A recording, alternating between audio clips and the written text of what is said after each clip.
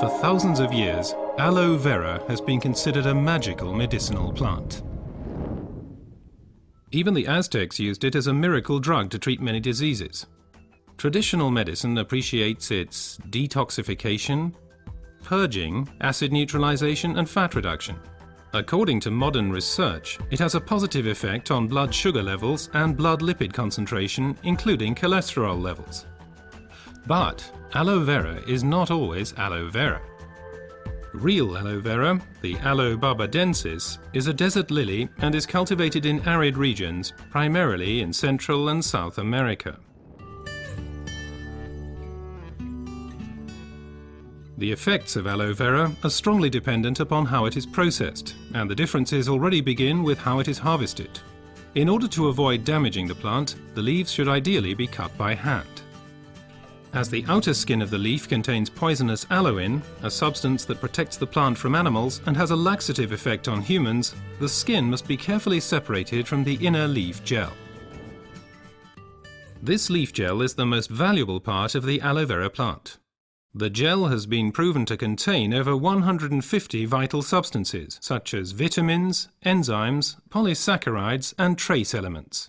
It's this unique combination of ingredients and the way in which they interact with each other that results in the healing effect. One of the most important plant substances is asimanan, which has a positive effect on the immune system and can also reduce inflammations and free radicals.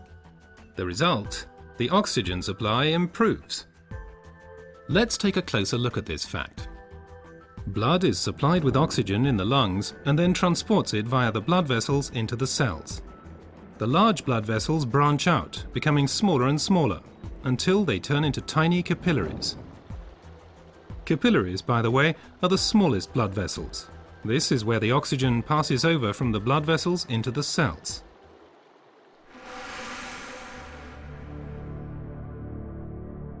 Poor eating habits, environmental pollution, stress, and increased physical effort weaken our immune system.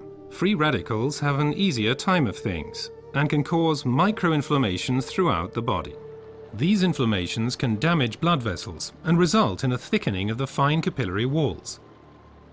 This swelling constricts the flow of blood, slowing down the blood cells on their way through the capillaries, which, as a result, impedes the oxygen supply.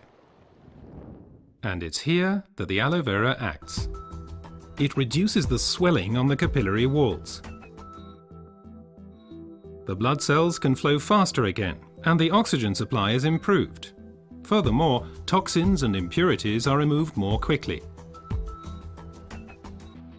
The latest studies have revealed that other natural substances can improve the effects of aloe vera even further.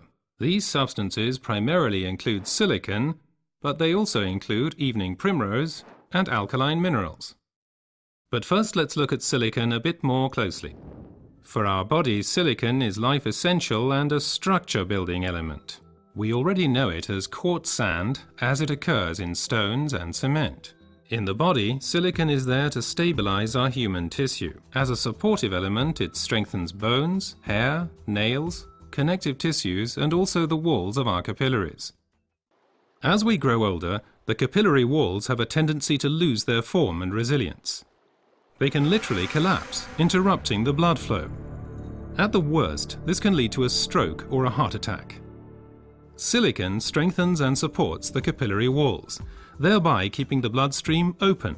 As a result, the erythrocytes can now supply the cells with oxygen more efficiently.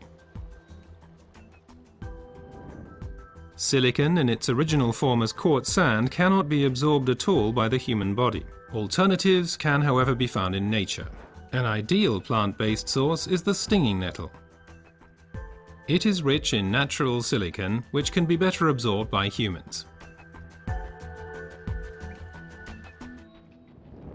Optimum oxygen supply is not only dependent on the capillaries, but also on the condition of the blood itself.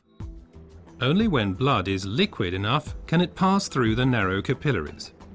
For improving flow properties of blood, we have evening primrose with its polyunsaturated fatty acids and basic alkaline minerals. Polyunsaturated fatty acids make the blood thinner. They prevent the conglutination or sticking together of blood cells and thereby stop clotting of the blood. Alkaline minerals support the elasticity of the red blood cells, thus helping them to pass through the tiny capillaries more smoothly. Both help to increase the blood's rate of flow and thus contribute to maintaining an optimum oxygen supply.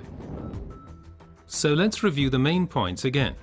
The supply of oxygen to our cells is a vital prerequisite for our overall health and also helps to safeguard us against serious illnesses.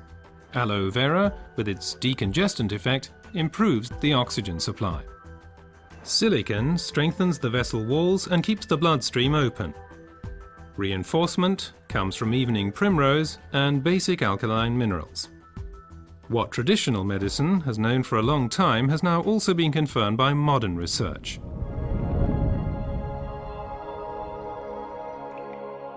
Aloe Vera improves your oxygen supply and therefore your general health. Because oxygen means life. Place your trust in Aloe Vera.